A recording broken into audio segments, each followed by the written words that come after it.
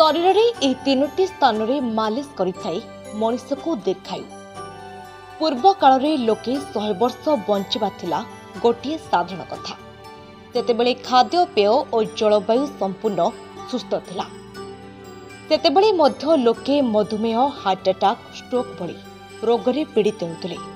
किंतु आजिकाली छोट छोट पिला मध्य एभली गंभीर रोगरे पीड़ित होती, जहाद्वारा आयु ह्रास हो जाउछि।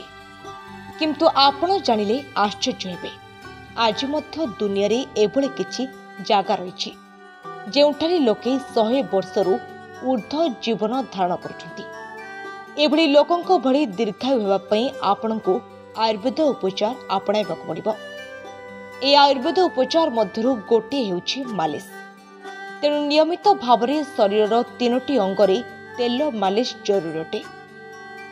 आयुर्वेद अनुसार मुंड आमर शरीर समस्त महत्वपूर्ण अंग अटे। कहुए मुंड आम शरीर गोटे महत्वपूर्ण अंग अटे। कहुए जे आम मुंड आम शरीर गरम भाग अटे।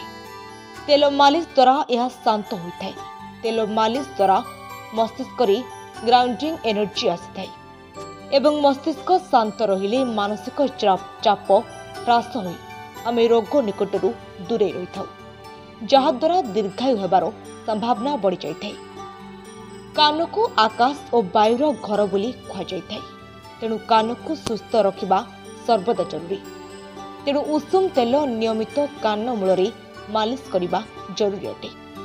यह द्वारा रोगरू मुक्ति मिले, रक्तचाप संतुलन रुहे एवं रोग मुक्त शरीर कारण आयु वृद्धि होता है। तली पाद शरीर महत्वपूर्ण अंग अटे, जहाँकि संपूर्ण शरीर एनर्जी पॉइंट अटे। डेली पादरे उषुम तेल मालिश करने द्वारा संपूर्ण शरीर मजबूत होगा सहित स्टिमुलेट होबारे सहायता करिथाए।